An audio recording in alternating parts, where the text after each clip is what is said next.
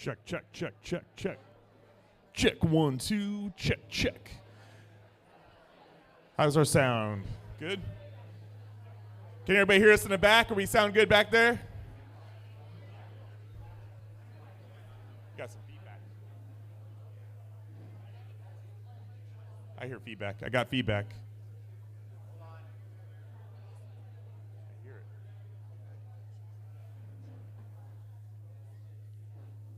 it. Aiden, we still got some feedback up here.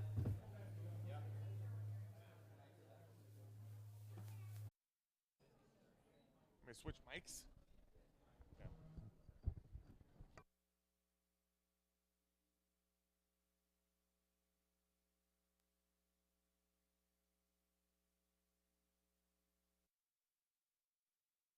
Check. Check, 1, 2. There's some good sound. Happy 25, guys. Happy New Year's. Did everybody make New Year's resolutions today? Put your hands up if you made some New Year's resolutions.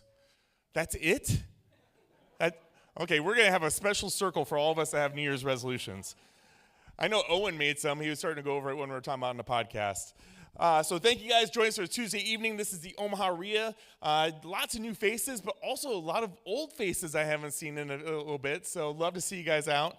Dan Zimmerman specifically said, he goes, I'm going to be at every single Omaha RIA event this year. Was that a New Year's resolution?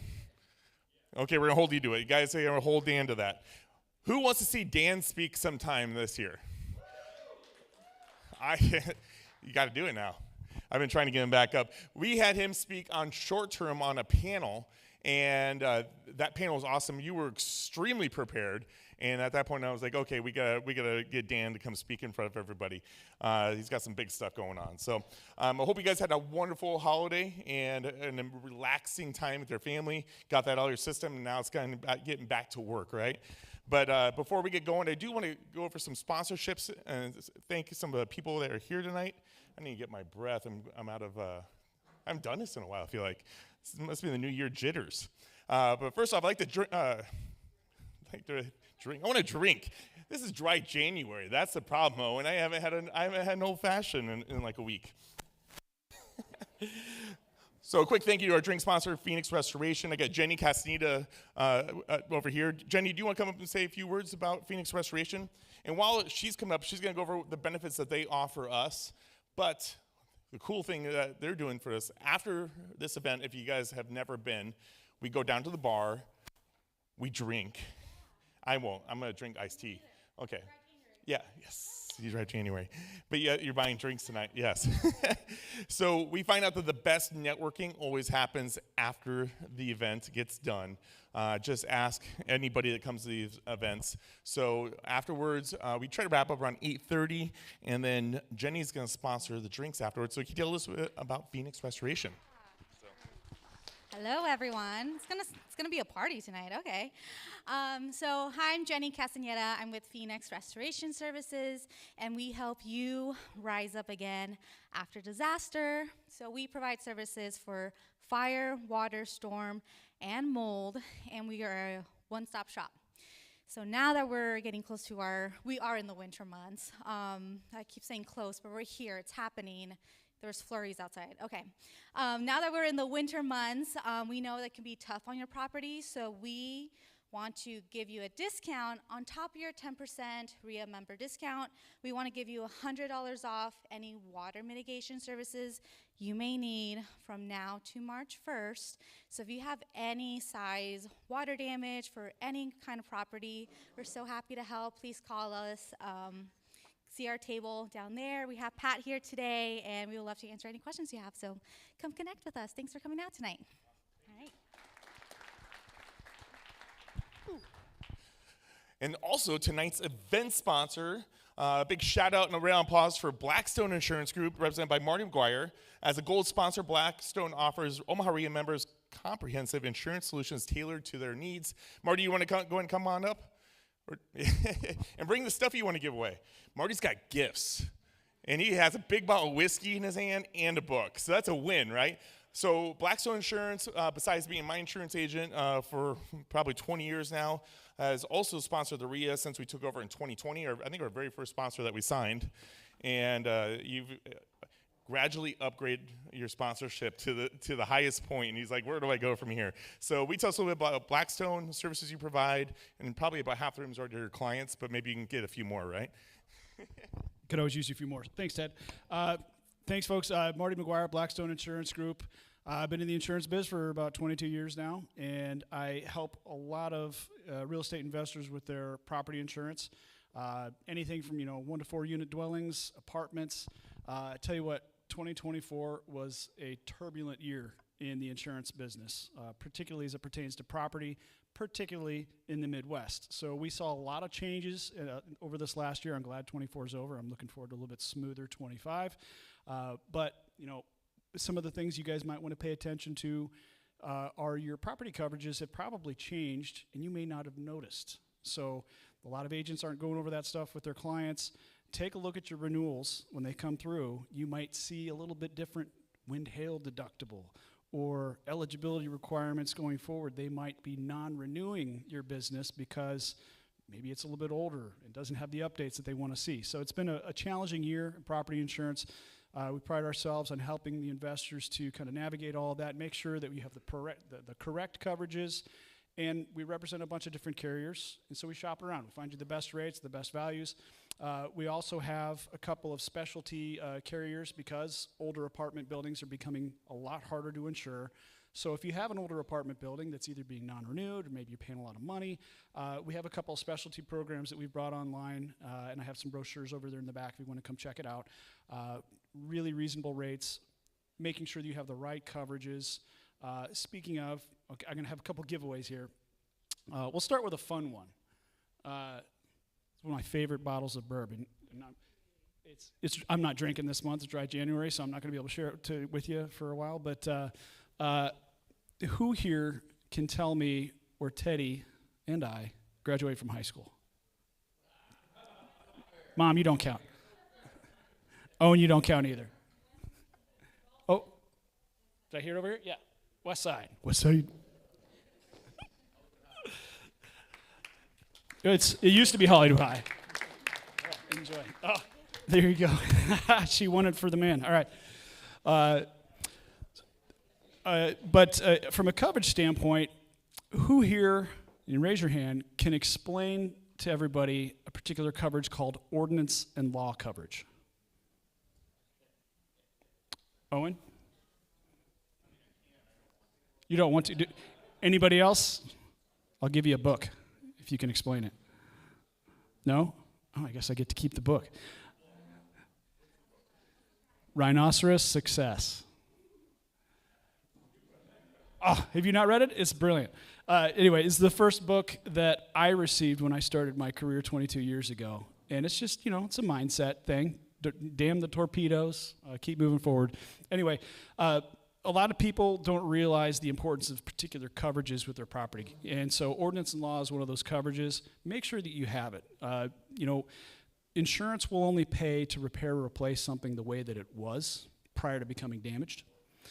And so the city of Omaha has done a particularly thorough, I won't say good, but thorough job of updating their building codes over the years, right? Compared to other municipalities, Omaha has done a lot of updates to the building codes. Well, if your insurance is only going to pay to repair or replace something the way that it was, if you need to pull a permit to repair something and it has to be brought up to code at that point, you might experience a lot of additional costs associated with that. I've seen it run up over $100,000. And so if you don't have ordinance and law coverage on your policy, then you might be coming out of pocket pretty substantially to get those things up to code because your insurance isn't going to pay for it. So just an example. So there's a lot of things we'd like to make sure that we're going through with our clients, making sure they have the right coverages. Lost rents. I mean, if your property's uninhabitable, are you going to get recouped for those lost rents? A lot of people don't have lost rents coverage on their policy. So would love to sit down with any of you, review your portfolios, making sure you're getting the right coverages, the right prices, and we'd love to help people and educate them. So thank you guys. Hope you have a good night tonight. Enjoy. I'll see you afterwards.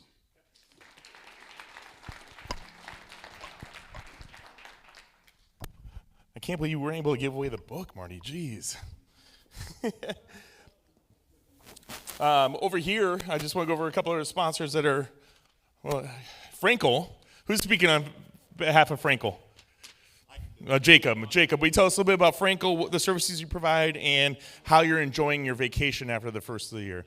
Got it. I thought there was going to be like a smoke machine and some music, so. Well, Dennis isn't here tonight. Okay, no problem. Yeah, we're a tax and accounting firm. We do client accounting services, tax, do your books, all those different things that you would expect with us. So if anybody has any questions, come on up. We'll take care of you. Thank you. Thank you. So they specialize in working with businesses, working with real estate agents, and also if you're a member of the Omaha RIA, they will give you a free hour consultation as part of your membership every single year, which is about $250 value is my understanding too. So we got Ram back here. Sorry guys. Ram, we got a couple books we're giving away tonight. One of them is we have in here is The Rational Optimist. Austin Compton at Orange Property Management threw it in here, so thank you to Austin for that. The Power of Now. Which is a book that you're giving away. And to win these books, can you tell everybody what they need to do tonight? And, of course, what you provide and what you do for our members. Hey, everybody. So I'm with JM Real Estate Capital. We provide fix and flip funding, DSCR, ground-up construction. I'm also a loan officer doing residential and commercial mortgages, so feel free to get my info. And if you have any questions, especially if you're working on a deal, about to make an offer, send me an email, and I'll be happy to discuss that deal with you. Thank you, man. I was talking to my little girl up there, and I'm like, hey, can you go tell the front desk we need some chairs. If you guys got open seats, chairs next to you, will you guys raise your hands so some people in the back might know? So, hey, guys, everywhere you see hands, there's open chairs just for some spots, too. Don't worry about us. A couple updates. We have our monthly luncheon. It's January 17th. I hope you guys made it to our last event. We do it at the Railcar Cafe right off 144th and Blondo. We did a ugly and super pretty sweater contest. We had like 5 contestants win. We had a great time. I don't remember which one I wore, but I think I was wearing my Viking one. And people said it. Some people loved it, and some people hated it. So it is what it is. And then, but that's going to be on January 17th. It's meet, mingle, and talk about your successes. It's a real estate meetup networking event that's specifically meant to not have attendance and anything specific with like I can only have one insurance agent, one real estate guy, one real estate investor. It's open to everybody. Usually about 40, 50 people at that event. And if you guys have attended and you guys recommend it, will you guys raise your hand just so other people know? So at least we got at least 10 recommendations there, so we appreciate that. Other updates, on February 4th, the flyers are on your table, plus we have more back there if you need them. And the front entry, we have Mike McGillen come to speak, and Mike is going to talk about fair housing and also tenant law. He speaks for the Omaha Board of Realtors. We are trying to make this a credited event for anybody that has a real estate license. We're not sure if we're going to get that passed in time, so don't hold us to that, but we are trying to make that happen for our real estate agents in there. But it's, I had to do some continuing ed, and I was in this class. I'm like, God, this would be great for some landlords to learn a little bit more about tenant law, because you never want to get in trouble with the state when it comes to that stuff. Trust me. And then also March 4th, like literally, like this event. Like, take out your phones and like put this in your calendar. March 4th, we have Jason Dries coming. Jason's the biggest name that we've ever had speak besides Jeff, obviously. But Jason, I first got familiarized with him because of the Bigger Pockets podcast. Brandon Turner from Bigger Pockets podcast. This is his personal business coach for over a decade. Brandon literally says that Jason's the reason that for all of his success. We had him on our RIA radio podcast, and I was like, let me just try my shot here and see if he would come speak. He's like, book the ticket, I'll get down there. And he's like one of those guys that costs $10,000, $20,000 to get for normal keynotes for these type of speakers. But he has over 30 coaches underneath him. He's the coach to the celebrities is kind of his title. So huge deal for us. We'll make sure we have a lot more chairs in here. Jeff, you sold the room out plus some, so we're getting more chairs right now. But definitely put that on your calendar, and we'd love to see you guys for that. Support it. I might be super embarrassed if the room doesn't look like this. So Yeah, and a couple updates on some new sponsors. Brady, are you here? Yeah, Brady is one of our newest sponsors. He's with UMB Bank. Do you want to tell people like a quick 1 minute, 2 minutes about UMB Bank? Yeah, come on up. So UMB Bank is our newest sponsor. They just signed up for a silver sponsorship. And while he's coming up here, also Jason from Safe Exit renewed his sponsorship, so thank you to them. But will you tell us really quick about UMB Bank? Yeah, hey guys, thanks for having me. We're really excited to be a new sponsor. I love coming to these events. There's always so much knowledge in the room, and I learn something new every single time I come. I'm involved in real estate in a few ways. I'm an investor, I'm licensed, but the capacity that I'm here in and sponsoring in is with UMB Bank. I'm a commercial lender, and so we finance real estate all the time. We finance commercial real estate, so we'll finance, for example, industrial buildings, office buildings, strip malls, you name it.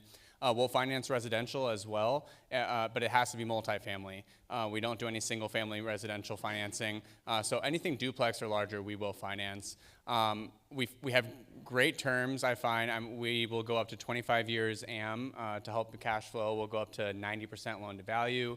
We're an SBA lender, and I've found that our rates are very competitive. So if you have any questions, or if you think that maybe we could work together in some capacity, come find me afterwards. I'd love to talk to you. Thank you. Appreciate it. Okay, and before we get to our main events, a couple things. Oh, by the way, set the stage. Angela brought back her book that she won.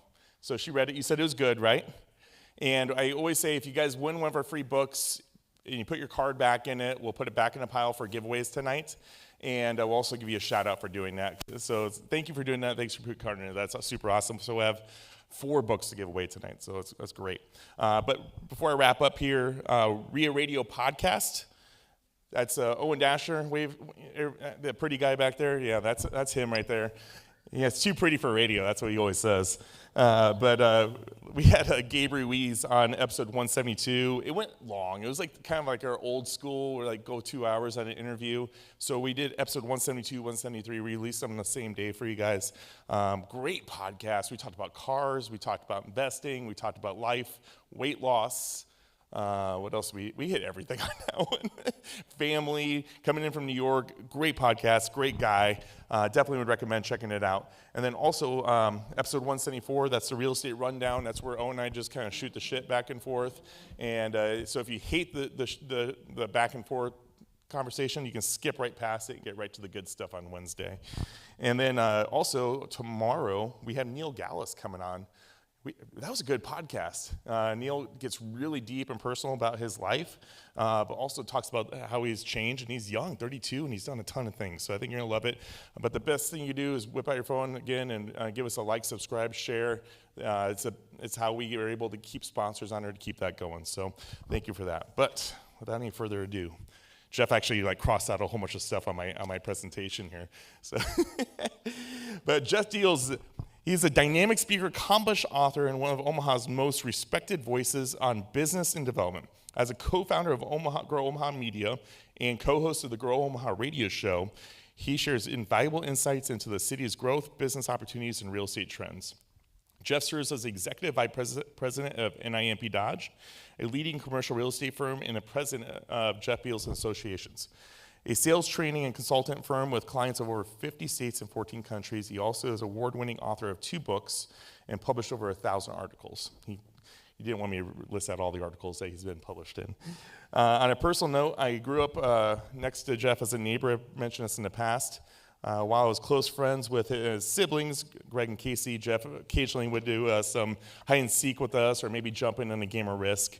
And I still credit or blame my love for the board game Risk because you're siblings. So I personally attend at least 3 of Jeff's events every year, ever since I started real estate in probably 2015. And his insights are invaluable. His ability to provide sneak peek into Omaha's developments before they make any of the news helps investors and professionals get a leg up opportunities. If you don't listen to AM radio, or if you have a Tesla and you don't get AM radio in to listen to the show, he's on YouTube. They also have a podcast app out there. And I will never miss a show. You can look at it, and everyone's been watched. The content is amazing. Him and Trenton have a fun vibe back and forth. He kind of has to step over Trenton a few times because they might go out of place every once in a while, right? But without any further ado, we're thrilled to have Jeff speak here at the Omaha area. His session is sure to inspire you guys and leave you guys, give you a good kickstart to 2025. Give it up for Jeff Beals. Thank you, brother. Well, thank you, Ted. That was a very nice introduction. And as the old sibling in my family, I'm very proud of what you have turned into. It's good to see a 117th Street guy doing pretty well. And good on you for this dry January stuff. All these people are talking about dry January. I've heard of it. I don't think I can relate to it, though. But for any of you celebrating it, I will have your old-fashioned tonight when we get done with the presentation. I have a special guest with me today. Sitting at the front table is my son, Jack Beals. He is a business major at the University of Nebraska-Lincoln, and this is what he does for entertainment on winter break. But Jack, thanks for being here. So the person that brought the book back, that was very nice of you to do that. But as an author, I'm not sure how I feel about it, because every time someone brings a book back, that's one that could have been sold that is not sold. And since Jack is here, my son, I'll share this story, something that happened to me. Who here has ever heard of the store Half Price Books? You never been to Half Price Books? Okay, yeah. So one time, Jack, I don't know if you even remember this or not, but it was many years ago. My wife said, we have too many damn books in the house, let's get rid of some of them. And so I ended up taking a few plastic tubs or crates of books into Half Price Books, and they said, you can't leave until we tell you what the total is, and we have to go through them one by one. So they estimated it would be an hour or two. And so Jack says, what are we going to do? And I said, well, let's look at books. And I don't know if you remember this, Jack, but you said, we should see if any of your books are here. And I said, young, naive child, there is no way on the planet anyone would ever return one of my books, especially if they paid for it. And, surely they're going to read it over and over again. So just to be safe, we went to the business section, and damn it, there were a couple of copies of both books there. And that was deflating. So I happened to pull one out, and I looked inside, I opened the cover, and it was autographed to my dear friend Jason, my name under it. If I ever figure out who that son of a bitch Jason is... Okay, my friends in the back, can we go ahead and please put up my PowerPoint on the screen? We're going to go through a PowerPoint presentation now. Yeah, there it is. Now, this is very interactive. Feel free to interrupt at any time. This is not formal, so if something comes to mind or I'm not explaining something, feel free to interrupt. But as Ted said in my introduction, I am the co-founder and co-owner of Grow Omaha Media. And in 3 days, we turned 21 years old. So in the spirit of dry January, Grow Omaha will be able to legally drink later this week, and believe me, it will. That's my co-host and business partner, Trenton, that Ted mentioned earlier. And yeah, part of my job is to be Trenton's handler. We started out 21 years ago as a radio show on News Radio 1110 KFAB, and we still do that show every Saturday morning, 9 o'clock. We would invite you to give it a listen. And as Ted mentioned, if you can't make it to the radio at 9 o'clock on Saturday, we do have everything on the YouTube channel and on a variety of podcast platforms. We also have a newsletter that goes out every Thursday afternoon. We currently have 23,000 subscribers. And if you're not one of them, we'd love to have you join. All you have to do is send an email to news@growomaha.com and just say newsletter.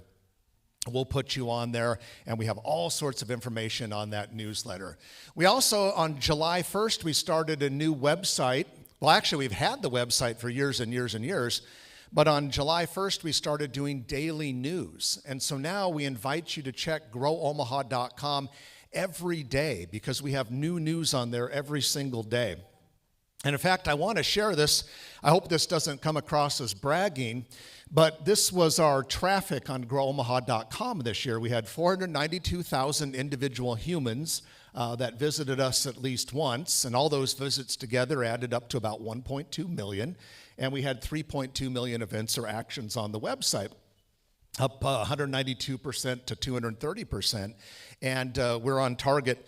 I did a little bit of math this morning, and after 6 days, we're now trending towards about 1 million users and about 3 million visits. So we ask that you check it every day just so you can keep up with what's going on in the marketplace.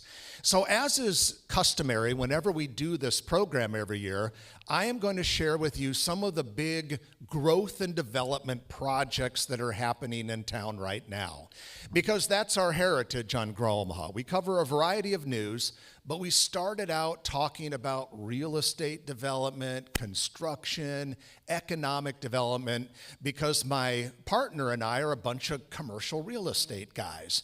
And so to this day, we talk an awful lot about commercial real estate. And then at the end of my prepared remarks, as we do every year, we're going to open it up for questions, and you can ask anything that's on your mind related to Omaha growth and development. There's a decent chance I'll have a somewhat intelligible answer for you. But if I don't, the nice thing about an audience like this, you got a lot of people in the room who might know the answer if I don't. But first of all, some of the projects that I have prepared for you today. First of all, the Crossroads. We get more emails into growomaha.com complaining about the lack of progress at the Crossroads than anything else. And there are a couple things I want you to know. First of all, it's not our fault. Some of these people are like hostile towards us, and we want to say, you know, we're the media, we report on it, we're not the developer of the project. The other thing I want you to know, though, is be confident in the Crossroads. It just changed ownership last month. The new owner and new developer is Woodbury Corporation. They're out of Salt Lake City, Utah. They have more than $5 billion of real estate assets currently under management, and they've developed billions more. They're a 100-year-old company. It's an outstanding firm that has taken over the project. They've also bumped the value up to $900 million. That's an estimated investment that's going to take years and years and years. But they are starting phase one this spring. Should start to see some construction equipment on the site around April. And my guess is building should go vertical pretty quick because the previous owners and developers did a lot of work underground. They got all the sewer infrastructure in there. They've got the streets in place. It's looking really good. Couple things that are interesting to note. The big, huge parking garage that used to serve Dillard's on the corner of 72nd and Cass, eventually, kaboom, coming down. It's in the way. It doesn't really fit with what they want to do, and it doesn't allow them to maximize the value of the property. Instead, there will be 3 city-owned parking garages. 2 of those will be underground, and construction on at least one of those will go ahead and start this spring. Also this spring, construction will start on a 92,000 square foot indoor entertainment facility. The developer, when I talked to him personally, kind of had this sly grin on his face when I was peppering him with questions, wouldn't spill the beans. But he's got someone. It's kind of one of those deals in real estate where you haven't signed the final lease, but they've signed everything else. So I think you're going to see a lot of cool things there, and we have a lot of reasons to be excited about that. We can't talk about Omaha growth and development without talking about the Mutual Tower, which is under construction at 14th and Farnham right now. When it is complete, it'll be the tallest building in a multi-state region, $600 million, 800,000 square feet, 677 feet tall to be exact. This is a picture that one of our contributors, Brad Williams, took on New Year's Day. So you can see the building is already starting to make a big impression on the skyline. In fact, it's already the 3rd tallest building in the city, even though it's not done. Here's a picture of what it looks like if you are standing at about 32nd and Dodge looking to the east. So you can see it'll kind of fill in that little area between the First National Center and the Woodman Tower. Here's a rendering of what you will see when it is complete in 2026 when you're driving on Abbott Drive into downtown Omaha. This is a really fun shot right here because this is not happening. Okay, do we have any PowerPoint assistants back there that might be able to advance the slide? That's all right. Thank you. This is what it'll look like. I think we might have to have you stay back there. Let's see what happens after this next one. But this is what it would look like if you were standing on the edge of the field outside the third base line at Charles Schwab Field. And we'll go ahead, and this is what it'll look like if you are on the corner of 14th and Farnham Street. And now we're going to go into our next subject matter. Our next big project is the modern streetcar system, which will connect downtown to Midtown Crossing, to Blackstone District, and to the eastern edge of the University of Nebraska Medical Center. This project is on target. We're probably looking at a 2028 opening date. Some people think, geez, that's an awfully long ways away, but it's an amazingly complicated project. For the last year, workers have been doing a whole bunch of underground utility work. All sorts of utilities and infrastructure along the entire route have had to be redone because a lot of these utilities are about ready to wear out. And once this thing is up and running, you don't want water main breaks and sewer catastrophes or whatever else might happen. So that's happening right now. Very soon, you're going to see demolition start on the Farnham Street Bridge, the Farnham Street Bridge over Interstate 80. That will be rebuilt. It'll take about a year. Next year, they'll demolish the Harney Street Bridge, and it will be rebuilt. Those bridges were nearing the end of their lifespans anyway, and they have to be replaced in order to accommodate the additional weight and activity that will take place with the streetcar.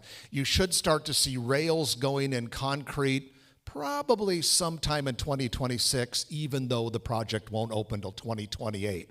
I believe this is one of the single most important projects that will have an impact on Omaha's future since the construction of the CHI Health Center Omaha.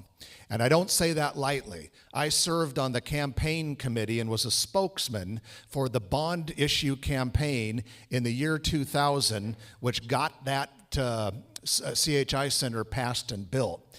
And at the time, a lot of people said, that's going to be a white elephant, or it will sit there empty, and the taxpayers will eventually have to cover all of the cost it generates.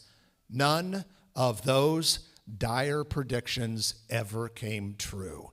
The CHI Health Center has been a smashing success, which has fundamentally changed Omaha and has made downtown Omaha a very special place. Mark my words, the streetcar system will do the exact same thing. It will create billions, I mean literally billions of dollars of collateral real estate investment within a 10-block swath the entire length of the route. It will likely be expanded into other areas as well, and I think we can look forward to it with a great deal of anticipation and excitement. This is what the stop will look like on Farnham Street, just by First Presbyterian and the main current Mutual of Omaha headquarters building. This is what it'll look like at about 39th and Farnham Street in the Blackstone District. As it stands right now, that is the temporary western terminus of the project. You know, from there it goes back to 10th Street and then up to Capitol, and it'll even jog over to 8th Street by the new Children's Museum and Heartland of America Park. But the Med Center is very actively working on plans right now to extend it.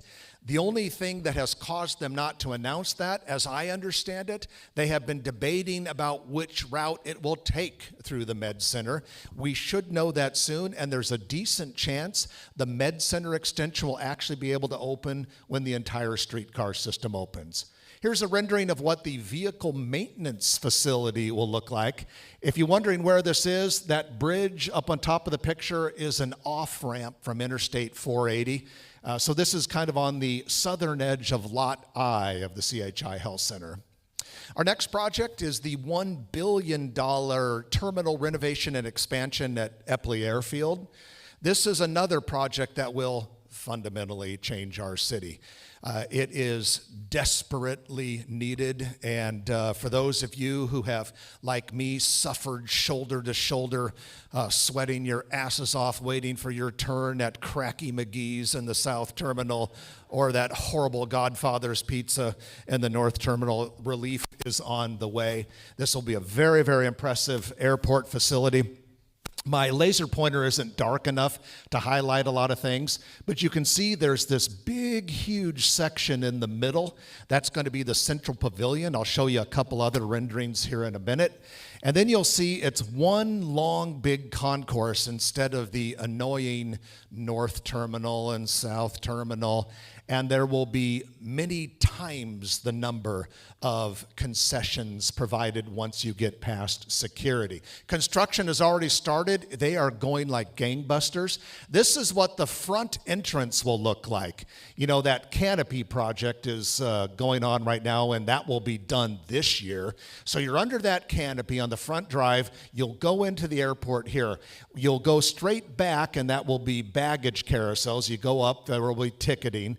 And then, of course, the security gates. This is what the security will look like. One centralized TSA security checkpoint. And yes, we can get clear in addition to just TSA pre-check. Way better, way more efficient. This is what part of the retail version or area of the Central Mall will look like. And I'll show you some of the retail tenants that are planned in a moment. Right here is another shot of the shopping mall kind of area of the central pavilion. This is what a typical gate would look like, specifically gate 13. This is what it looks like when you're coming up those escalators that we saw earlier when we were looking through the window of the front entrance, and then the security checkpoint there is to your left. And sometimes it works better than other times. Friend in the back. Ted, we might just have you park yourself there if you don't mind. Okay. This is a picture of what the Pitch restaurant will look like in the new Eppley terminal. And we'll go ahead and switch it, Ted. Got to have a Runza. It's Nebraska, for crying out loud. And if there was any fast food restaurant we would have to have, it would definitely be Runza. And then here is a list of all of the tenants that will be in the new terminal. And I'm happy to say that Cracky McGee's is not one of them. No offense. If any of you are friends with those who own Cracky McGee's, I don't mean to pick on them. But I will also tell you that Cracky McGee's is already gone. All of the existing tenants closed a few days ago, and they have a couple temporary ones that the airport authority is just kind of making available. I'm told you can get a delicious day-old sandwich for $18.50. But as you're eating that and you are frustrated, just look to the future, because you will soon have, as we said, Runza and Pitch, but you're going to have Block 16, for crying out loud. That's very Omaha, right? And the Mill Coffee from Lincoln. You got to have scooters since they're headquartered here. Big improvement with the airport. All right, Ted, let's continue on. Next project we're going to talk about is the Edge District. This is part of the University of Nebraska Medical Center, but on the far western part of the campus. You may have driven by there in the last year. There's been all sorts of work going on west of Saddle Creek Road. And that is where, the big anchor project right now is the Catalyst, which is the renovation of a more than 100-year-old former steel factory into a super innovative academic and technology and business center. The companies that take UNMC research and monetize them and prepare them for private investors and private business, that will all be in that center. There's even going to be Big Grove Brewery, which is a real popular brewery in eastern Iowa. That will be in there. But that's just part of the project. There's going to be office buildings, research buildings, and a $2.2 billion hospital. I'm thinking, is that the first slide? Yeah, here. Okay, this is the one I wanted us to see. Okay, so the street you see that kind of snakes right in front of you is Saddle Creek Road. We are standing to the north of it, looking to the southwest. You can see right here the existing Durham Research Towers. Most of the other buildings in that picture don't yet exist. This building right here is under construction, but it's pretty much just steel beams right now. The big, huge building to the left doesn't exist yet. That is a $2.2 billion hospital. It'll be probably about the most expensive building in town that I can think of. And it'll be about one of the biggest buildings because it'll have about 2.5 million square feet. There will be countless lives saved in this building and thousands of jobs created, and can't wait for it to happen. It's going to take a while. You might start to see some site prep this year, but this thing probably won't open until well after 2030. You don't build a $2.2 billion, 2.5 million square foot hospital overnight. Going to take a lot of time. It'll also be, when it's done, I'm told the 4th tallest building in the city. It'll be about 380, 390 feet tall, so it's going to be a heck of an investment. And yes, if you look in the lower corner of the picture, that is a parking garage. I'm sorry to be the one to break the news to you, but Don and Millie's is going to be displaced. All right, moving right along. Okay, this is another angle of what it would look like. So now you're looking at that big, huge hospital building from the southwest. And this building to your left is the Catalyst building that I talked about earlier, the renovated former Omaha Steelworks. Now we go to another aerial view. You can see that big hospital off to the left, that new research building down there, and then a lot of new stuff. It's going to take quite a while for this to happen. This parking garage right here is under construction, but not much else in that other area. So it's going to be a big project that'll take some time. Whoop. Okay. This is very persnickety. Ted, I'll just have you do it from now on. I'm going to put this down. Okay. That's another view. Okay, now let's go ahead and click through.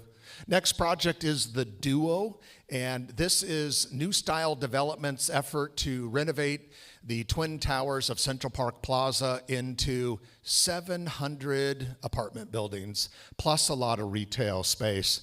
The South Tower is already coming along pretty nicely.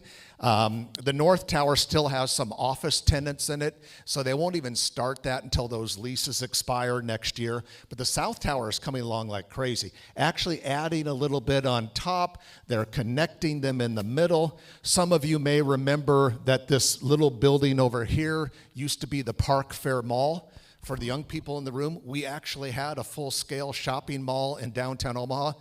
It lasted like 5 years and then all the tenants left. But at any rate, that's going to be demolished. And in its place, right here, will be a 5-story city-owned parking garage plus 5 stories of apartments that will be part of New Style's complex there. And so that's pretty cool. We're excited about that. Next slide, please. This is a picture of what it looked like in October. So this is dated, I apologize, but you can see in October how they were working on the top of the South Tower. Okay, next. This is when they were connecting the two. Now there's been a lot more of this done. This was also shot probably around October. Next one, please. Our next project is the Omaha Children's Museum and the Beam. You're looking at Douglas Street right here. So it's like we're hovering above Heartland of America Park.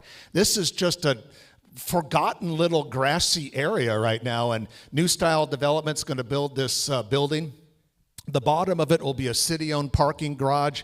It'll be 12 stories of apartments on top of that, 16 to 17 stories altogether.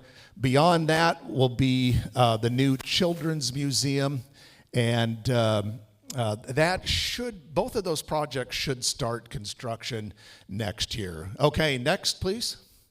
That's it. Okay, so now's the part that everyone's been waiting for, when you can ask whatever growth and development question is on your mind, or you want to share an opinion, or maybe you have some breaking news for us. But the floor is open. Now, Ted tells me, because this is being recorded and it's going to be part of the RIA media empire, anyone who asks a question is encouraged to go to that microphone where Ted is right now. In fact, I think Ted's got the first question.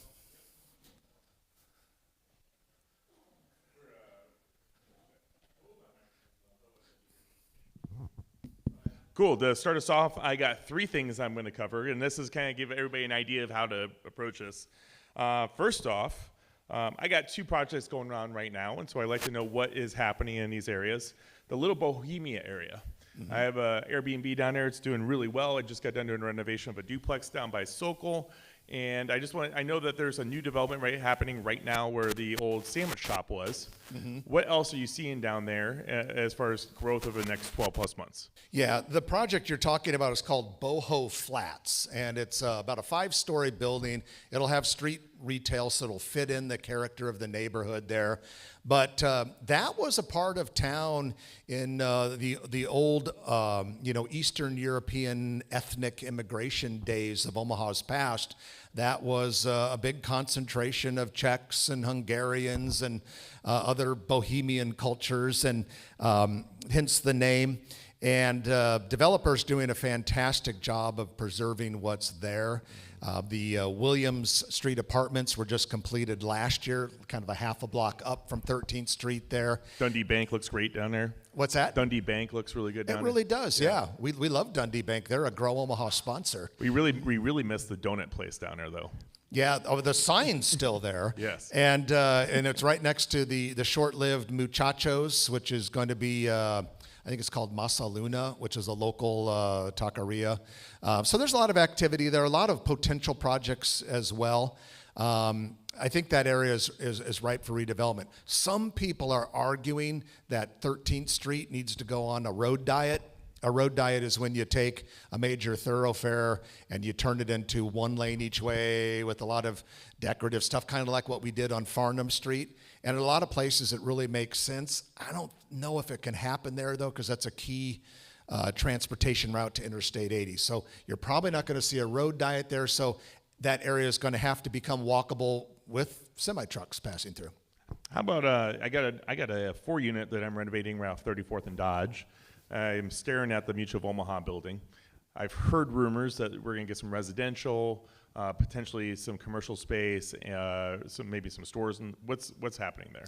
Yeah, as far as the current, soon-to-be old Mutual of Omaha campus, Lanahaw Real Estate Company, which is the company technically developing the big tower for Mutual of Omaha downtown, they've got first dibs at that. Last I heard, they are working on what I am told will be some pretty impressive plans for renovation. I have not seen anything, nor have I heard any rumblings or rumors about that so far.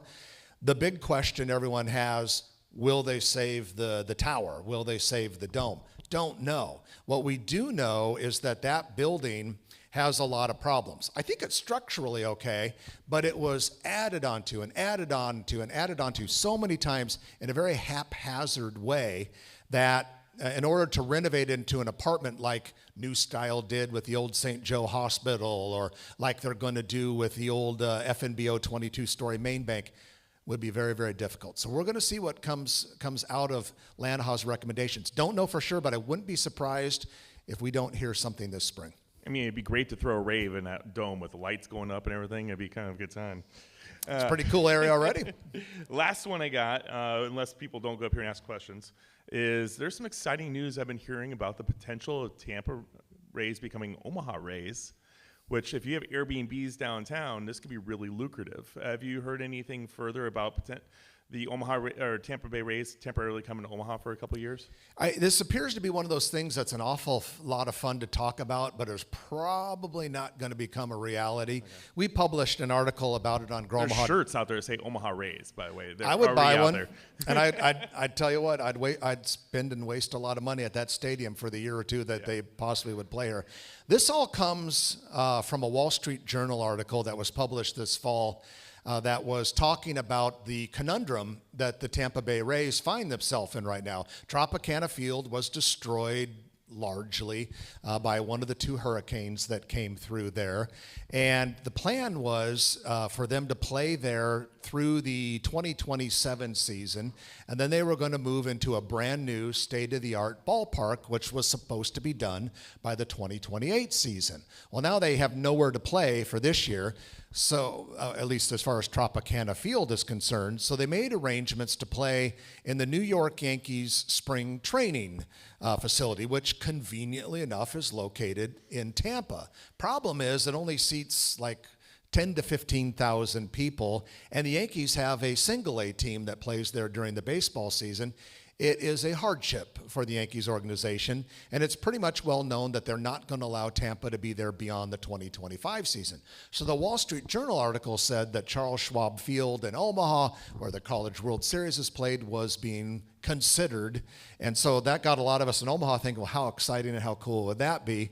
And just in the news today, there's now serious talk that the city of St. Petersburg, the Rays, and whatever government entities are involved in might really make a blitzkrieg effort to fix Tropicana Field. But it's even more complicated than that, though, because now it appears that the city of St. Petersburg is not going to support the new stadium, so they might end up moving somewhere.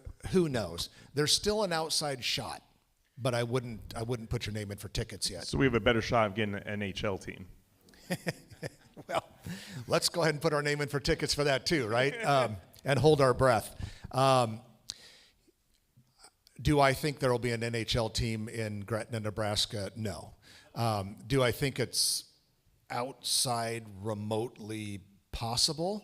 Sure. I mean, a lot of crazy things have happened before, but it's a long shot. The bigger question is, when might Omaha be ready for one big-time pro sports team?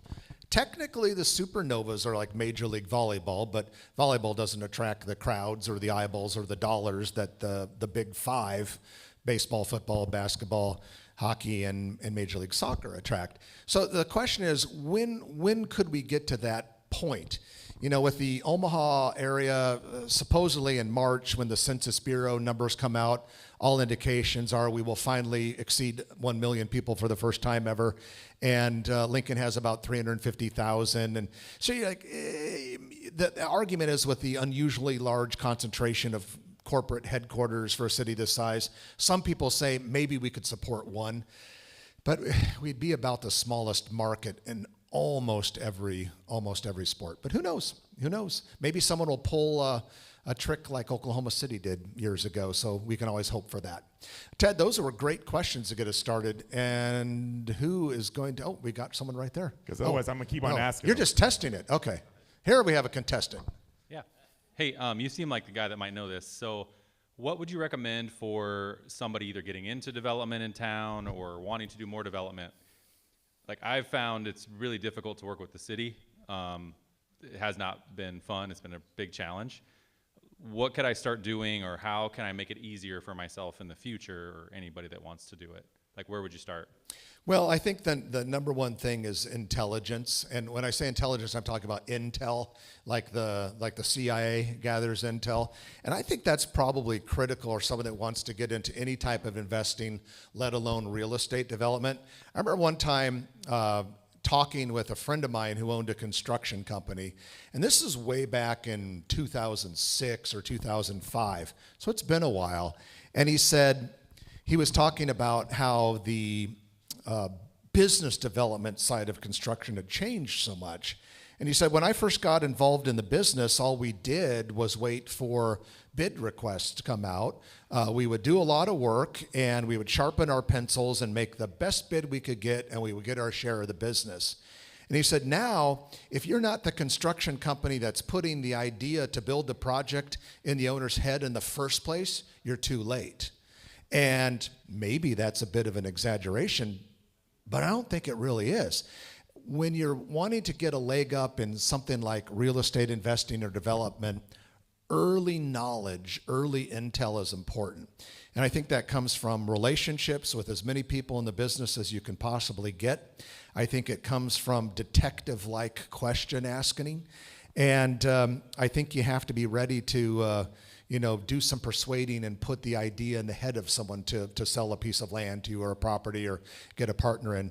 The earlier you can be in someone's decision-making process, the better chance you have of getting a decent start in real estate development. For what it's worth, that's what came to my head when you asked the question. Okay, I see no one behind the microphone. 114th and Center, you have condemned buildings that have been sitting there. You have a Jiffy Lube, you have a Mexican restaurant that never opened, you got a chiropractic place there. I heard that the car wash owns it all, but it just sits there condemned forever on a great piece of land. It's starting to remind me of like the 90th and Center area there. Yeah. What's happening? That's a little frustrating, especially for you and me, because we were talking earlier how we grew up on the same street. That's pretty close to where we grew up. I don't know the particulars of who owns what there.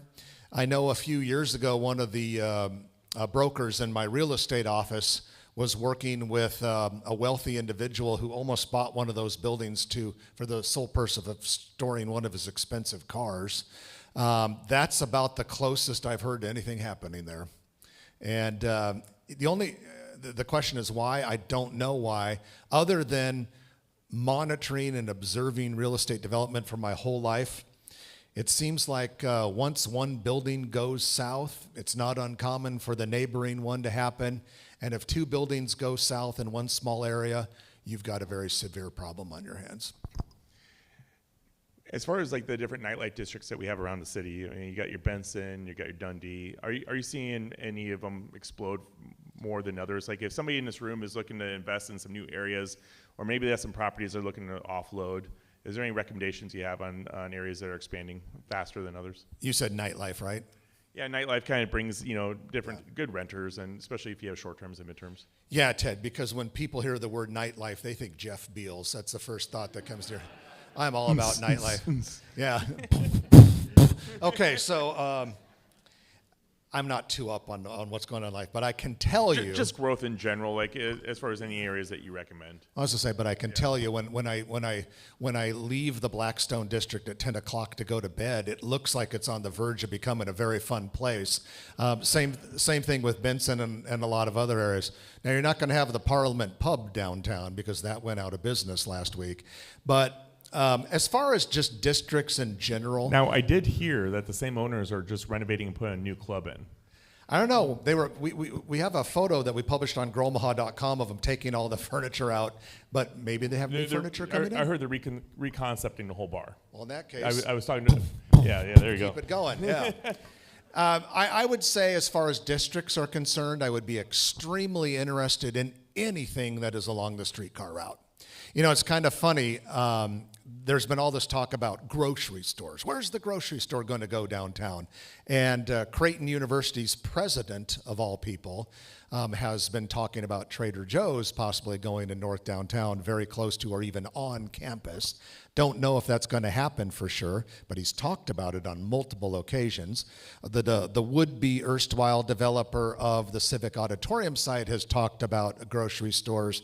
Don't know if that's going to happen. All I know is if I was the owner of a grocery store and I wanted an urban location in downtown, there is no way on earth I would not be within 2 blocks of the streetcar line. So that's where I would look. Right now, if you've got a business on Harney or Farnham Street, the next 2 to 4 years are not going to be good times. It's going to be rough because you're going to have heavy, heavy construction through there. But starting 4 years from now, it might be the single greatest corridor to have a bar, a restaurant, or certain types of retail businesses. And the other thing is, Ted, if you're going to have thousands, literally thousands of additional jobs in the next 10 years on the UNMC campus. So I think anything within a 10-minute drive of UNMC is going to be pretty desirable. And then, I think you just kind of, look at where the development patterns are. I mean, we're starting to see little nodes of commercial activity in the suburban areas. Old Main Street, Elkhorn, for example, is a really cool urban venue right now that's only going to get better and only going to get more dense. And so I think you just kind of got to look for those areas where there's activity or there's the potential for a lot of activity. Appreciate the question. We got someone else back there. Do you see anything or have you heard anything new happening for further development of Millwork Commons or the North Downtown area? Yeah, there is a lot coming to Millwork Commons. In fact, right now you have the Dizzy Mule project under construction, and that is bordered by, 13th, 12th, Izzard, and Nicholas. And that involves some historic renovation and some new construction. On the little northeast corner of that block, they haven't touched a historic building. That's going to become the Millwork Hotel. They're going to add a 4th story to it. It's going to be this beautiful boutique hotel. Immediately to the east of that project is Nova, which White Lotus is doing. 5-story mixed-use building, apartments with street-level retail. Immediately north of that, there's a mostly vacant block where the city of Omaha is going to build a parking garage. Construction on that should start this year, I think. Then you've got the Ashton building, which is the historic building right in the middle. That's where, a lot of the activity is and a lot of the businesses currently are. Just to the west of that, which also happens to be directly north of Hot Shops, groundwork and foundation work is already underway for the Frame, which is going to be about a $40 to $50 million project, 5 stories. It's going to have one 10,000 square foot retail bay. So those are projects that are for sure happening and underway right now. There's room for more. And there are some rumors floating around right now that those 20-some acres of UP-owned land could be in play for a very interesting, big blockbuster project that could involve a sports thing. So we'll keep our eye on that. Yeah, that area is primed. Our next person. Hi, I have 2 questions. The first is, I swear I heard on your show, and I haven't heard anything since. It was probably Trenton that said it if it's wrong. Okay, so I office right off 70th and Dodge, and there's that Jimmy John's right there. Mm-hmm. I heard that there's a development going above it. Yes, and like building on top of Jimmy John's. Well, the current it won't be on top of the current Jimmy John's. It's going to be an L-shaped building that will kind of wrap around the Jimmy John's, 5 stories, apartments upstairs, some commercial downstairs. On the east end of that building, in the building will be a Jimmy John's, and when that opens, they'll tear down the current Jimmy John's and it'll just be parking. Okay, and Hawaiian Bros. Do I remember that right? Is What? Hawaiian Bros going in there? Yes, Hawaiian. Okay, I remembered it. Yep, Not that's totally very good. crazy. Yeah, Okay. I must have reported that then. Then it was right, yes. Yeah. And then the other thing I noticed when you showed the new UNMC development, it had a connection from hospital to hospital over Saddle Creek. Is there still going to be a pedestrian bridge over Saddle Creek? Yeah, there's actually going to be a couple. The first one will be a little further south than Farnham Street, and it's going to be it'll be kind of on the edge, the southwest corner of those 2 Durham research towers, and it'll go over, and when it lands west of Saddle Creek, there's going to be all this cool lighting and landscaping from what I've seen so far. And then further north, there will be a indoor climate-controlled one that will take you to the parking garage and the 6-story building that's under construction on the southwest corner right now that they're referring to as the Campus Operations and Research Excellence Building. So a lot of connectivity. If I were to place a bet on which route the Med Center will choose for their extension, my bet would be continuing on Farnham Street to Saddle Creek, and they might even do a little spur closer to Leavenworth because they also close to where Broncos and La Casa are, they want to put a lot of research buildings down there too. So if I were betting, because some people are thinking they're going to take a 90-degree turn and go south on 42nd Street to the academic side. I think they're more interested in the patients and the workers than they are the students. No offense to the future doctors. Thank you. Okay, next person. Hi. So I believe that I read this on the Grow Omaha Facebook page, but there's a development coming between Waterloo and Valley that has a little bit to do with maybe a sports complex. Can you talk more about that? The sports complex is already partly there, but there's going to be more added to it, and that'll kind of be the anchor. But in addition to that, there's going to be a lot of housing, some commercial. So this is the exit where remember years ago there was only a Dairy Queen there and nothing else? Now they're starting to get more, and there's a big truck stop. So this is just kind of northwest of that truck stop, and the sports complex that's already there and already operating will only get bigger, and then more development will be put around that. It's going to be really interesting to see what happens in Valley in general, because there are some other neighborhoods under construction there. In Valley proper, there's a big commercial development that's going to have a Fairway grocery store.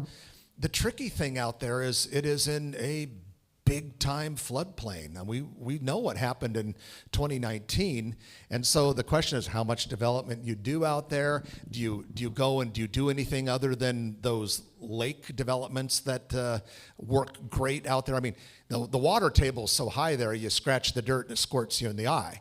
So the question is, how much can you do out there? And I'm curious to see what the answer to that is. Do you have one? Yes, I do. I apologize for being late.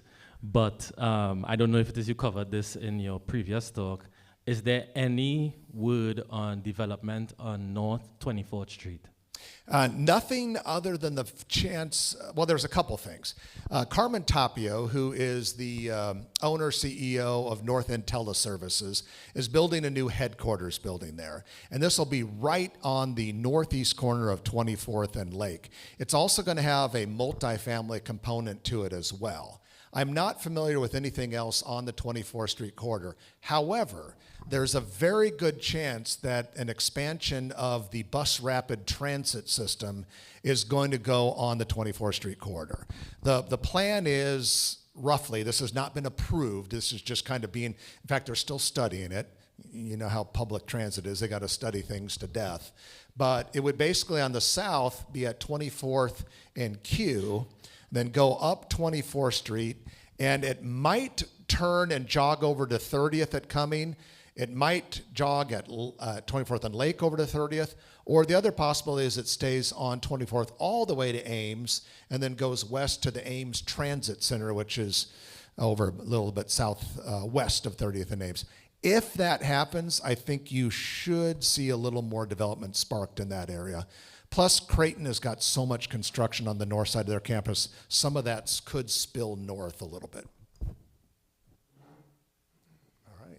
Got a familiar face heading to the microphone. Oh, good. Oh, good. But now he changed his mind. We've changed our mind, yes. I have two questions. One you briefly touched on, and that would be the possible development in North Omaha, past I guess where Millward Commons is, maybe a soccer complex or stadium and some developments. And the other thing I was curious about is the word of a development or expansion of the Gretna crossing and outlets to the Good Life District. Yeah, the city of Gretna will vote on the Good Life District. Well, they're voting on it now. It's a mail-in election, and it goes until January 14th, so next week. And as luck would have it, I had coffee with the mayor of Gretna just yesterday. And I asked him, what do you think? What's going to happen with the election? He said, I really hope it passes, but I honestly don't know. He said neither way would surprise him.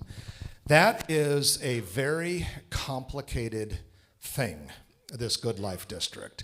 And the reason I met with the mayor, Trenton and I both met with him yesterday, is we were toying with the idea of writing a big article on growomaha.com this week on the Good Life District. And after a long conversation, we decided we're not even going to write the article because we just don't understand it enough to write a damned article about it. It's complicated, but basically in a nutshell, the owner of Nebraska Crossing had been, earlier in his career, involved in the Legends complex in Kansas City, Kansas at 435 and I-70, where Nebraska Furniture Mart is and the Speedway. And much of that project was built with a state funding mechanism called, in Kansas, Star Bonds. And so the idea was to take a lot of that and apply it to Nebraska. And the legislation ended up saying that you could have 5 of these Good Life districts. And in a Good Life district, you will reduce the state's portion of sales tax receipts and use that money to, put very simply, allow development to happen. But in order to qualify for this, the project has to be something very special that pulls a certain and very tough to achieve percentage of the business from out-of-state customers, and it's got to generate very impressively large amounts of money. And so the first district to be approved was the Gretna one, because it was driven by the guy that pushed the bill. Then there was one approved in Bellevue, and the Bellevue one seems a lot further along to me. That's where they're going to build the massive water park that's supposed to have a 300-mile draw. We got a broker in my real estate office that is representing all of the land parcels there, so I'm a little bit up on that. Looks, all systems are go from what I can tell down there. Then there's one at 192nd and Dodge for some reason, and that's a great area, but I just have a hard time seeing that being the tourist draw that the water park would be, or what Gretna could be, unless they put something very, very special that I don't know about there. And then there's one in Grand Island that's tied in, I think, to their mall, and might somehow another have something to do with the State Fair Park, which is nearby. And then currently, it's my understanding that Kearney and Papillion are fighting over the fifth and final one. I have no idea what's going to happen in Gretna. I can tell you there have been some absolutely grandiose ideas that have been put out. Thousands of acres and billions of dollars. My guess is the Good Life District in Gretna will end up being controlled by a variety of property owners. And instead of the one comprehensive plan that had been envisioned, you're going to have this developer doing this piece, that developer doing another piece, and even more developers doing others. I personally am hearing rumblings of some cool projects that would be done within that district by developers who are not the guy who got the whole ball rolling. Who knows? We'll see. I don't think you're going to see the NHL build an arena there, though, but it would be cool if they did. Now, what was the other part? Was North Omaha construction, north of Millwork Commons. Okay, immediately north of Millwork Commons, I don't think you're going to see anything, because that's actually a very vibrant, I mean, it's not very attractive, but it's a vibrant industrial area with a lot of active businesses. But you go just a little bit further north of that, that's the whole inland port area, which is a new entity that has received $90 million in state ARPA funding because of the pandemic. And it's a huge area kind of west of Eppley Airfield. I think it's going to be a long-term play, but the plan there is to see lots and lots of industrial buildings, manufacturing plants, warehouses, and the whole idea is to create a whole bunch of good, solid jobs in Northeast Omaha and take advantage of the proximity to the airport. Thank you. It's a good question.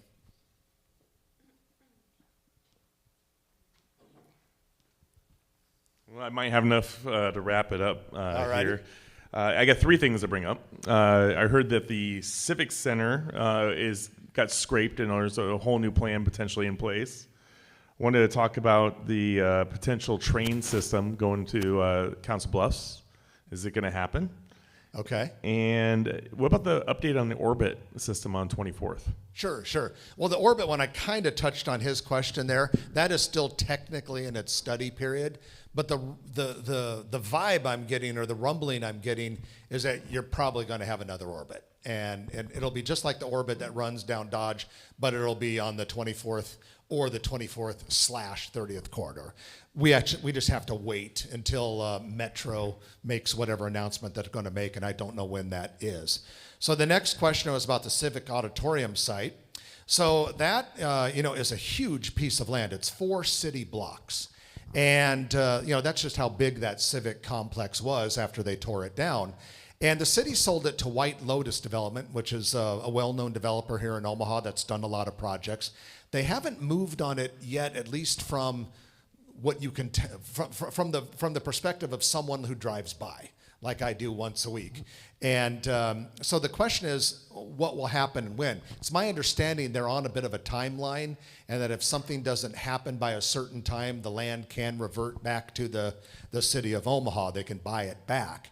Now, the mayor, in a press conference last month, announcing the change of ownership for the Crossroads project, said something very interesting. One of the reporters there said, "What about the Civic project? What's the latest with that?" And she paused for a moment. She said, "Well, there could be something else at play, or another developer could be getting involved." So a lot of eyebrows were raised. And so what I'm hearing, and this is just hearsay and rumor right now, is that there could be a completely different use than what Arun Agrawal and White Lotus development is planned. We just kind of have to wait and see on that. I can tell you, it's a huge piece of land. I mean, you think about that, if you've been downtown, the big Mutual of Omaha construction site and how massive that thing is, and you've seen the huge parking garage if you've been down, that would only take up a quarter of the Civic Auditorium site. So, goodness, it could be anything. And then, Ted, the final question was, extending the streetcar to Council Bluffs. The city of Council Bluffs is actively studying that and really, really wants it bad. They feel, and I tend to agree with them, that they have a very good corridor for it. They're going to run it down the old railroad line that is now a bike trail about 1 block south of Broadway. And their vision is to take NP Dodge Park and instead of a golf course, turn it into dense mixed-use development, and then have a lot of heavy residential mixed-use development lining that, they call it the First Ave corridor, all the way to downtown. Now, the big stickler or stumbling block, if you will, is you're going to have to put a bridge over a navigable river, which is no small feat. Now, Omaha has done something very cool for funding the streetcar. We have so many projects in our downtown area that get tax increment financing. So the streetcar is going to be paid in Omaha by the developers who are building new projects along that route over the next 17 years, giving back a quarter of their TIF money to the city. And we already have more than half of the development we need in the next 17 years already committed. So it's no problem there. We've got it covered. Cool funding. Don't have to deal with the feds. We don't have to deal with the U.S. Department of Transportation. Council Bluffs is going the traditional route. They're going to go chase the federal money. God knows how long that'll take. Tony Brown out of Philadelphia is watching. Well, hell yes. Why wouldn't people from Philadelphia watch this? He wants to know if you have any intel on the Fremont area. He said they also got an inland port designation. Yeah, they did. And their inland port is huge. It is, if you can picture, like, let's say you're taking 275 out to Fremont, you cross the Douglas County, Dodge County line, and then it starts to go north because it eventually bypasses around Fremont. Right where it starts to go north to east or to your right, if you're driving that direction, is a massive area for an inland port. And it was always my understanding, the rumblings and the whispers were their goal was to get one of these semiconductor chip plants, like the thing that went to Arizona and Ohio. So who knows? I mean, that's kind of the golden holy grail right now of big mega projects. Some of you may remember about 10 years ago, Omaha fought really hard for a Toyota manufacturing plant to build Toyota cars, and we didn't get it. They want to go after stuff of that magnitude. Of course, that's really, really hard, but they're trying to get big projects. They'll also go for smaller projects too, but they're hoping to get a big anchor project. And they've got some firepower behind it. I mean, former Governor Heineman is one of the leaders of the project, so hopefully something will happen. I think it would be very, very good for Omaha if some very impressive and large-scale industrial uses land at that inland port in Fremont. Probably the only guy in Philadelphia who monitors Fremont development. He's got investments here in town. Okay. Yeah. Before we wrap up, we got about 5 or 6 minutes still. Does anybody have any more questions for Jeff? Yeah, go on.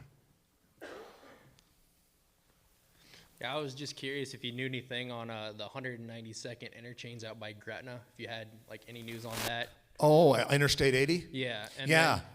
Outside of that as well, any updates on the Platteview Road Expressway? Yeah, great questions. The 192nd interchange with I-80, it's my understanding, as much as something that hasn't happened yet can be a sure thing, it's about a sure thing. The question I have still, though, is what is the exact timeline going to be? It's still probably going to take several years before that thing breaks ground. Sadly, it needed to be there 10 or 15 years ago.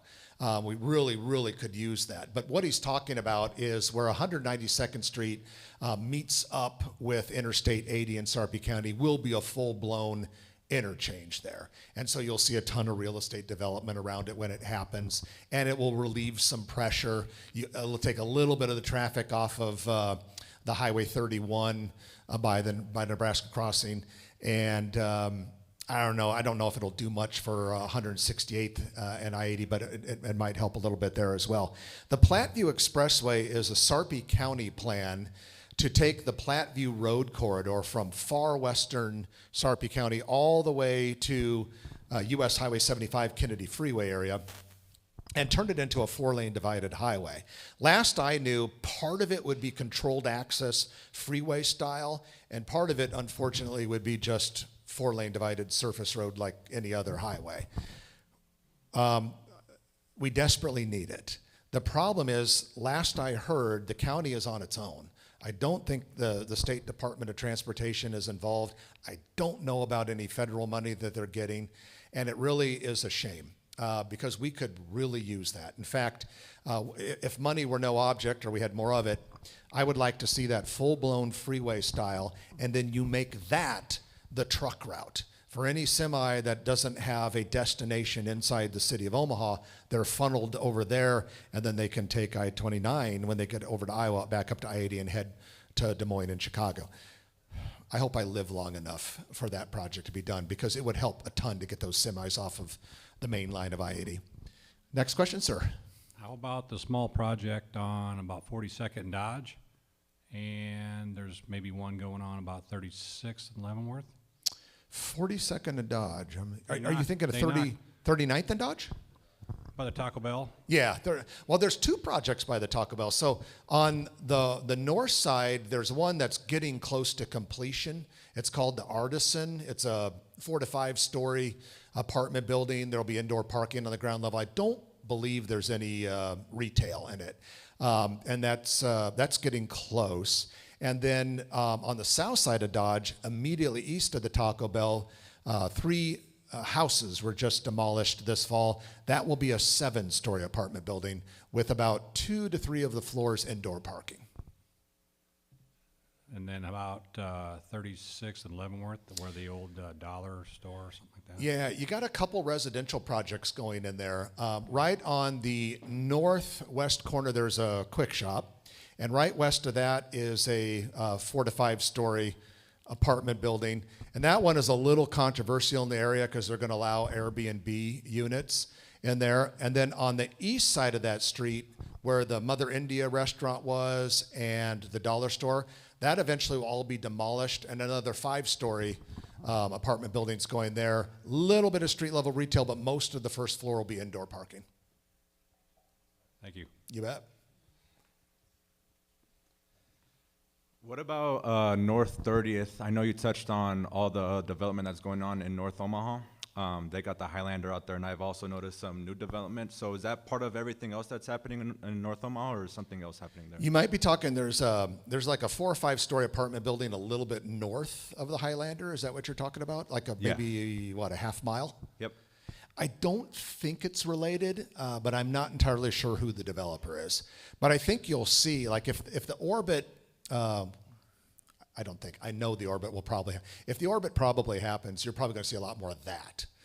Those one-off, kind of like what they're building that the previous gentleman asked about on Leavenworth. Those are a lot of one-off 5-story, they call them 4-over-1s, a concrete pedal with wood frame. You're going to see a lot more of that on that 30th Street as you get closer to that North Omaha Transit Center there. But not anything underway that I know of right now other than that one project that we're both thinking of.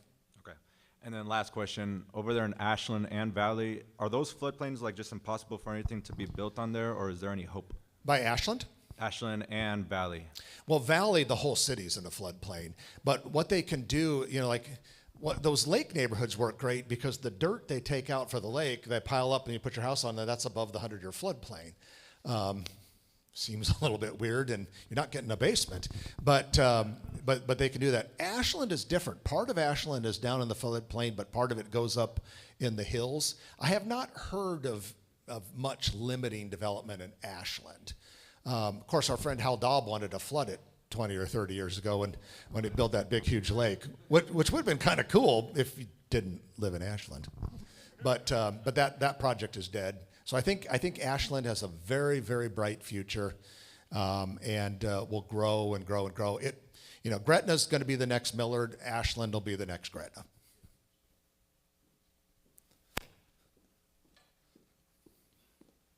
I'll make it quick. Monica, how are you? Hey, Jeff, how are you? Good. Good to see you. Good to see you. Thank you, sir. The Missouri River area. I know, like in Kansas City, Missouri, there's a lot of new venues coming up, amphitheaters, bars, restaurants. They've, I think, just recently passed another 120 million in Kansas City, Missouri.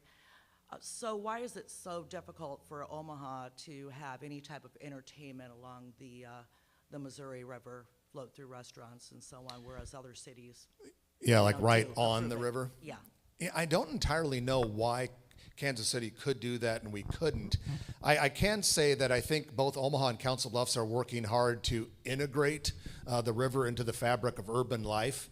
On the Iowa side right now, just north of the Bob Carey pedestrian bridge, if you look over there, you'll see some construction equipment. And that's where the Mid-American Adventure Tower is going to be. This thing's going to be like 140 feet tall. Part of it will be just like an observation tower to look at the river valley and the Omaha skyline and all that. But it'll have a rock climbing wall. It's going to have rappelling. It's going to have this weird like track ride that you can take down. And then there's going to be this treetops walk that goes through the marshland, well above the floodplain, I'm promised. And that's supposed to be quite an attraction. Now, you're not going to have restaurants on it. Now, there's like one restaurant in that River's Edge development there. But yeah, I don't know why Kansas City would be able to put retail right on the river and we can't. Maybe just no one here has.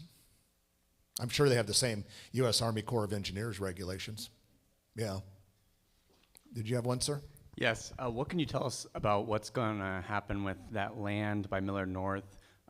Between Applied Underwriters and Millard North, and then also on the other side with that road development. Yeah, the whole thing is a 500-acre development called Heartwood Preserve, and the master developer is Applied Underwriters, the company that is building that Taj Mahal headquarters that is taking forever to build. And I think the reason for that is they're sparing no expense, and they're doing things in that building that I don't know I've ever seen in a suburban office building in my life before. So that's pretty impressive.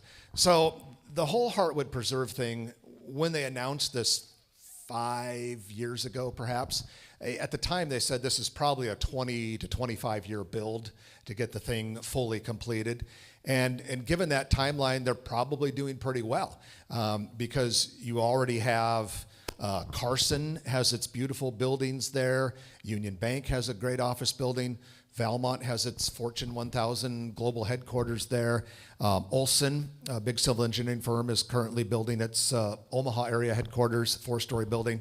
Broadmoor, the very respected apartment developer, is doing a massive apartment project immediately north of Millard North. The apartments will surround that big, huge parking garage that they've built so far. 550 apartment units right there just on that property. Straight west of Millard North will be a upscale neighborhood with not large homes. So it's like they're not going to be the largest homes, but they're going to be kind of upscale, maybe a little bit of that cottage community thing. Now, the area right south of Millard North, close to where Applied Underwriters is, nothing has been announced for that yet, or no construction. But when you looked at the original plans that came out 5 or 6 years ago, it was like kind of some retail, commercial, more of what's there. My guess is that's going to be years and years because there's so much. Like that area right around where Olson is building that 4-story office building, you can see the steel going up there. The elevator shafts are already in place. Just that little area is supposed to be like Exarban Village eventually. So it's going to take a long time before that thing's full. I mean, you think about it, Exarban Village is awesome. They still have 5 empty lots at Exarban that have never been built on.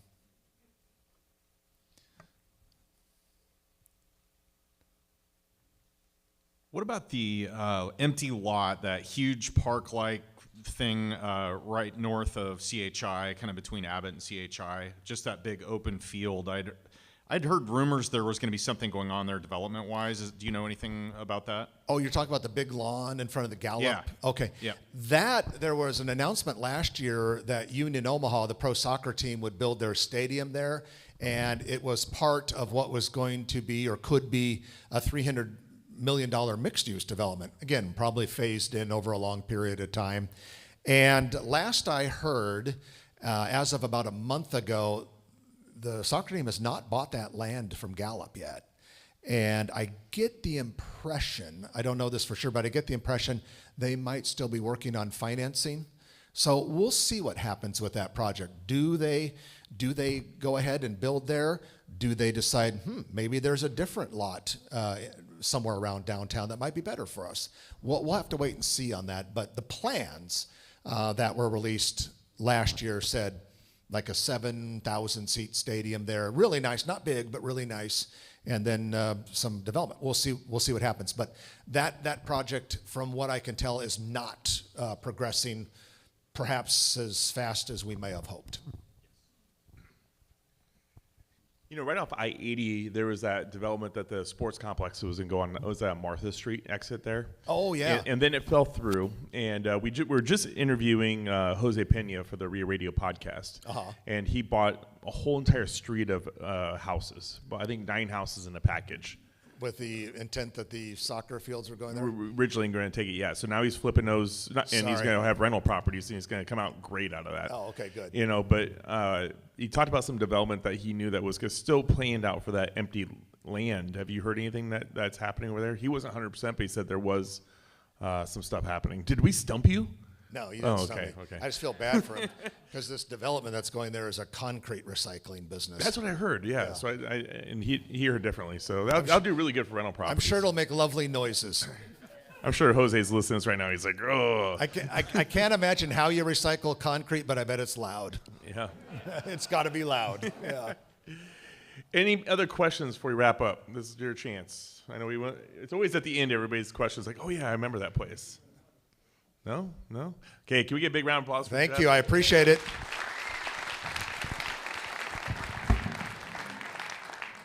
And Jeff, if people want to learn more about you, find you, join your newsletter, can you tell everybody where they can find you? Yeah, just go to growomaha.com, or if you want to get the newsletter, send an email to news@growomaha.com. We'll get you on the list. Awesome. Thank you. Okay, so hey, while I go through the final stuff here, just so you know, right now I think we have like 5 books we're giving away, plus a gift card to the Home Depot provided by JM Real Estate Capital back there. If you have not put your name in, you can just write your name on a sheet of paper, or drop your business card. If you don't want to drop it in the corner, raise your hand, and Ram will come to you and grab your card too. So just look for him, raise it, and we'll do a drawing here at the very end. But first off, Jeff Beals, you did not disappoint, buddy.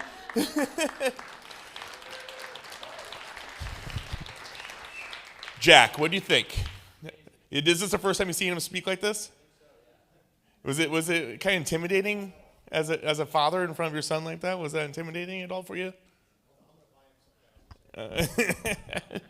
Give me a review. We're good. Hey, as we wrap up, there's a lot of new faces in here. This is something we do every time. I think this is really important. But is there anybody that's new that just joined, or any visitors in the room? Can you guys raise your hand just so we know who you are? Nice. Okay, and even I recognize even some of the visitors, which is fun. We think it's really important to kind of know who's in the room, what's going on around you. So I'm going to just throw out some things, like if I say, hey, who owns multifamily? If you own multifamily, raise your hand. And then that way it kind of gives you an idea of who's doing what around you, but also the seasoned people in the room also gives you an idea of maybe if somebody you want to talk to, like, hey, I really want to sell some of my properties and get into some storage units. You know what I mean? So I want to learn from people who do storage units. And that's kind of what this is all about. I mean, we're a networking group in the end. So again, if you own any multifamily properties, can you guys raise your hand? So there's our multifamily owners. How about single family? Anybody have any single families? Let's make this switch up. Who's got a multifamily they'd be open to selling? I got one. Who's got a single family they'd be open to selling? I think I just posted mine on a RIA group. Yeah, there we go. See, there's a couple hands.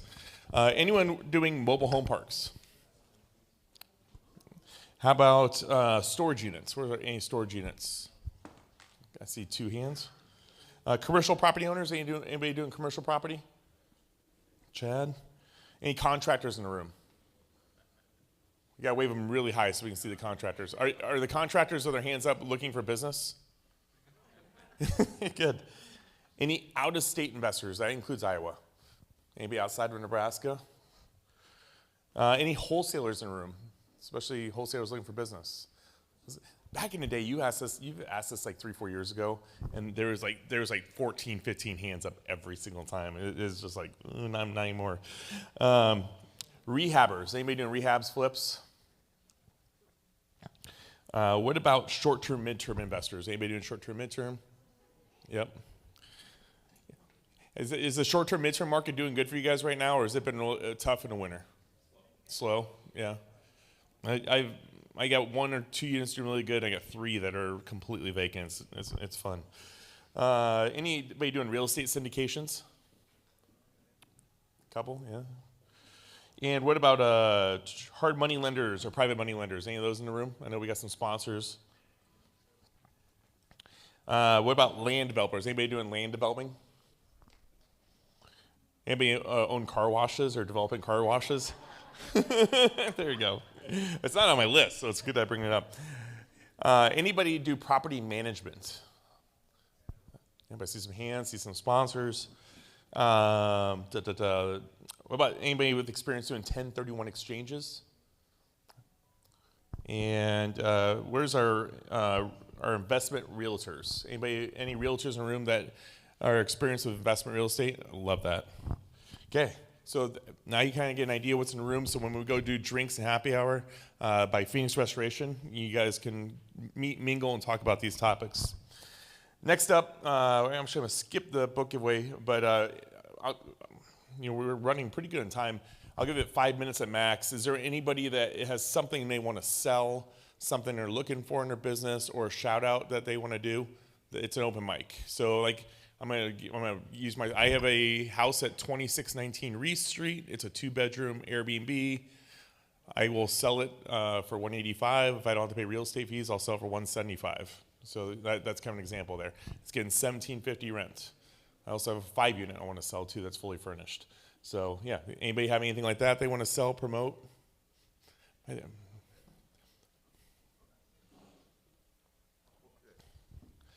only takes one, then it starts spiraling, just like when Jeff was speaking.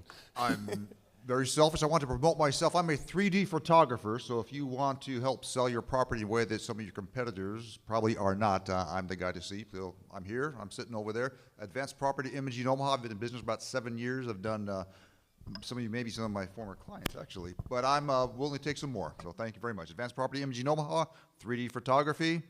Sitting over here. Thanks.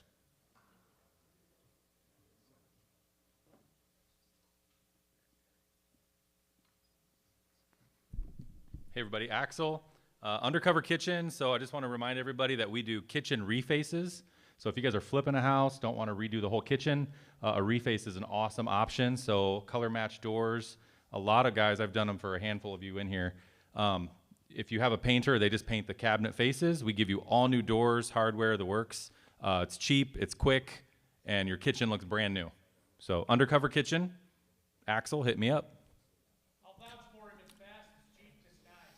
Yeah, I got it. If you guys see my little bow flip, they did all the cabinetry in there, and they had it like, it might take a couple months, and it was there in like a week and a half. Hi, my name is Misty Schmidt. I'm with Jay Stays. We are a short-term rental property management company, and we just opened a new property. It's at 57th and Sorensen area. It's Sleeps 24, and it's about a half acre of land, so it's perfect for large groups, large gatherings. So I just wanted to put that out there that we'll be opening it up for event use as well as not just for overnight stays. So if you have any questions, just look at it's on our website, jstays.com. Thank you, appreciate it. Hey, if you're a sponsor in the room, mainly so people who know who you are, can you guys do a quick like who you are, discount you guys provided the members, what discount you provide the members? So, Ben, John, Bree. I know we got some other sponsors in here. I'll call you out. DB Video.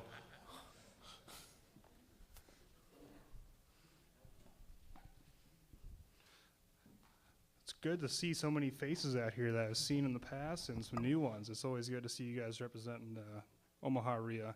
Anyway, my name's John Albers. I own Albers Flooring.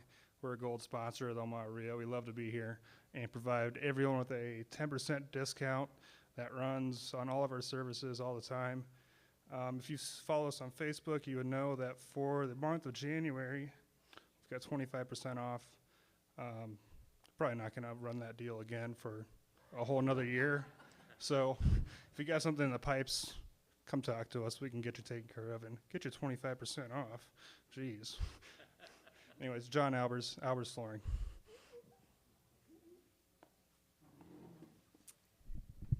Hello, I am Brianna Knott. I am with Peterson Bros Realty. You can come up and talk to me.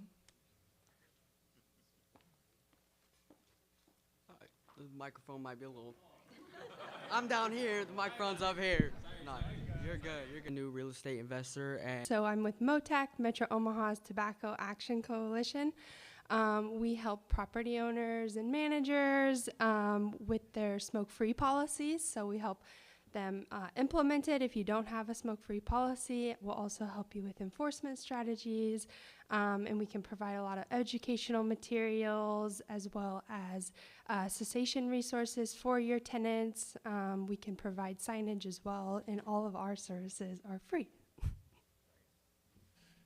And I guess they're not going to come up, but I see Ben from Safe Exit here. I see Tim from Realty One Group here representing. I see Tom back there with Thrasher Basements. So we got a lot of sponsors in the room. Ben, you guys say something? I'm Ben with the Safe Exit Egress Window Company. I give a $500 discount on of work. I don't know. You put me on the spot. Stage fright. Oh, Al Nelson, yes. Hey guys, Al Nelson, Trustworthy Title and Escrow. Of course, we do a lot of investor work. We're a sponsor here, commercial, residential. We solve problems. Make sure that title gets passed to you without any issues. If you have any questions, come see me. Thanks. Hi, I'm Tim Stevens with Realty One Group Sterling, one of the owners. We are the no BS broker, no broker split. So if you're a real estate agent in the room, we'd love to talk to you. We're very agent focused, and we've got a heavy investment side in our business as well. And if anyone is looking for an adventure, we are opening a brokerage in Belize on the island of Ambergris Cays, San Pedro. And I'm looking for somebody who's already a real estate agent to go down there and run it for us. And I'd love to talk to you about some ownership opportunities if you would like to go down there. Beautiful island, and it's a great place to live. Thank you. Beat that, Tom. I can't top that. Tom Billy with Thrashers. Basically, what I provide you is a one-stop shop to come out and look at any type of foundation problems, waterproofing, structural repair. A lot of investors call me to go out and look at it before they put an offer in, and I can give them numbers right then and there. But I can also provide you what it would take to actually fix it. We do offer a $250 discount on anything, but I promise you I can match or beat garage flooring, that sort of thing. So, a few months. So. Thanks, Tom. Thanks, Jim. Hey, the reason I do this is because we have over 52 sponsors, local and national, that provide you guys discounts. So your $125 goes a long way here. And so definitely use it. Our local sponsors, we have over 30 of them, and they're here to just provide discounts and provide support back to you guys. So my whole plan when I took over the RIA in 2020 was to make sure that we had a sponsor in every single category if you are doing a renovation or flip. So you have your trusted partners to work with. You know, because it's really hard to get into this and know that you have your restoration service, your accountant, your lawyers, you know, and your lenders, and your insurance people. Like, I mean, you need all these people to create your business, and it sucks to just kind of go through the yellow pages and figure out who's going to be next in your team. But we provide that, and we do our best to vet these people. These are people I use in my business every day, and that's how we do it. That's how we keep the prices so cheap. There's a lot of RIAs that charge up to $250 a month. We do $125 a year, and it's a big thank you to the sponsors, like our sponsors tonight with Phoenix Restoration and Blackstone Insurance, that we were able to do this. So you give them a big round of applause.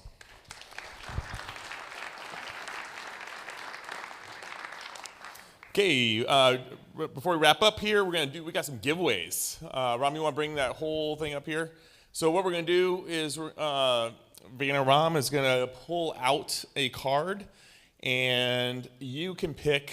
If you got a card you want to throw in there, you can throw it in there while he's walking by. But we will let you pick the gift you want. He's, like I said, he's got 4 or 5 books there from various sponsors, and also he's got a gift card to the Home Depot, right? So let me hold it, and then you can pick it, and we'll.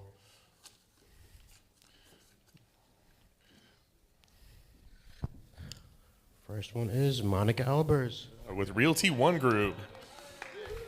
Come on up.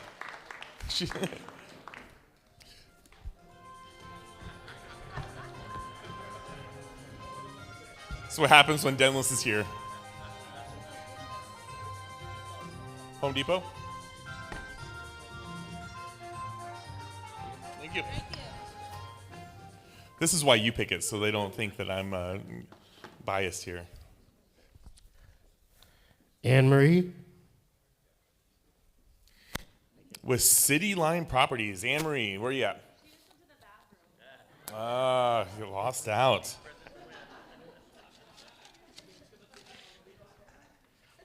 Angela Markham. Angela, another book. I can tell you what book you're not going to grab. I can tell you what book you're not going to grab. Not the blue one. Ooh. That is provided by Marty down at Blackstone. It gets exciting with the music, doesn't it? Just adds a whole nother feel. Janelle Sandine. Janelle Sandine, come on down. Oh, Janelle's not here? Yeah. Guess you're out. Oh, she had to leave early, she told us too. Jake Denker. Homes.com, another sponsor that didn't say anything. Oh, you know what? He's drinking. He got sick. Wait, we got to hurry this up, man. Michael and Kendra Higley. Hey.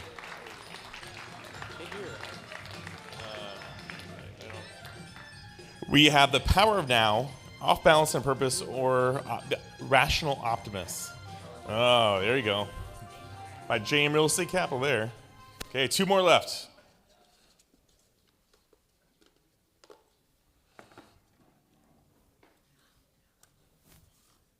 Carrie Pauley. Carrie Pauley. Nope. Man, everybody's drinking already. Jeff, you drove everybody to start drinking. Guy Williams. Guy Williams. I know he's here. Hey!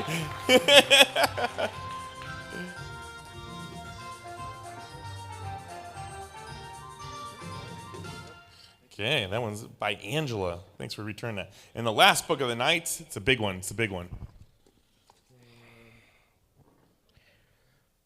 Gretchen Hall. Gretchen Hall, you here still?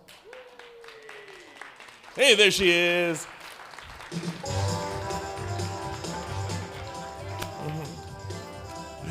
Awesome, thank you. If you guys want to give stuff away sometime, you just go and put it up there and we'll give you a shout out for doing it. How about that?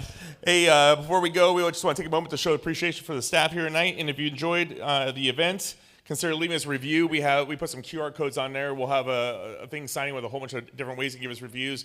It means so much to us for a Google review or a Better Business review or a review on our podcast. It really hits home for us. So thank you so much.